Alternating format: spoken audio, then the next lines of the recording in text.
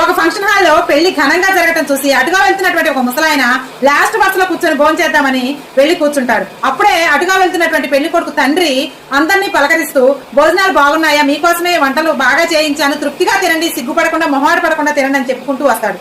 Last bus లో కూర్చున్నటువంటి ముసలాయన విస్తరలో అన్ని వడ్డించుకొని ఒక్కటే ఒక ముద్ద తిని ఆ విస్తరాకును మడుచుకొని తను తెచ్చుకున్నటువంటి సంచిలో పెట్టుకుంటూ ఉంటాడు. ఇదంతా చూసినటువంటి ఆ పెళ్లి కొడుకు తండ్రి, ఏం చేస్తున్నావు, ఏంటో దాచుకుని ఏం దొంగిలించావు, వెళ్ళిపోతున్నావేంటి, అరే అక్కడ కూర్చున్నటువంటి నా భార్య చాలా ఆకలితో ఉంది, తనకే తీసుకువెళ్తున్నాను, నన్ను మీరు కొట్టకండి, కొట్టితే చూస్తే ఆమె తట్టుకోలేదు అని చెప్పేసి ఏడ్చుకుంటూ చెప్తాడు.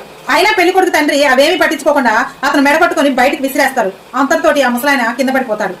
అప్పుడే రెండో వరుసలో పెళ్లి కూతురు తండ్రి అందరినీ పలకరిస్తూ ఉంటాడు. ఈ పడిపోయినటువంటి ముసలాయిని లేపి తనతో పాటు తన భార్యను కూడా తీసుకొచ్చి తన వైపు బంధువుల్లో ముందు వరుసలో కూర్చోబెట్టుకుని భోజనం వడ్డిస్తూ ఉంటాడు.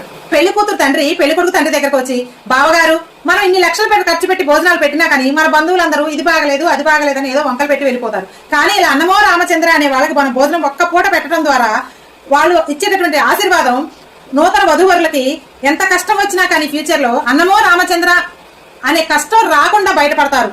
ఎంతటి కోటీశ్వరుడైనా ఎన్ని కోట్లు లక్షలు ఖర్చు పెట్టే భోజనాలు పెట్టినా కానీ మానవత్వం మర్చిపోయి ప్రవర్తిస్తే మాత్రం అసహించుకుంటారు. కోట్లు ఖర్చు పెట్టి అంగరంగ వైభవంగా చేసేటటువంటి ఆ భోజనాలు వృధా చేయడమే ఇప్పుడు గొప్పగా చెప్పుకుంటున్నారు. దయచేసి ఇలాంటి ఫంక్షన్ లో అన్నమో రామచంద్ర అని ఒక పిడిగడు అన్నం కోసం వచ్చిన వాళ్ళని చేదరించుకుని బయట నెట్టేసే కన్నా వేస్ట్ చేసే ఆహారాన్ని వాళ్ళకి పెట్టడం ద్వారా వాళ్ళ ఆకలి తీరుతుంది. కాబట్టి అలాంటి ఆహారాన్ని వేస్ట్ చేయకుండా అన్నమో రామచంద్ర అన్న వాళ్ళకి ఆహారాన్ని పెట్టండి. మీరేమంటారు? కామెంట్ సెక్షన్ లో తెలియజేయండి.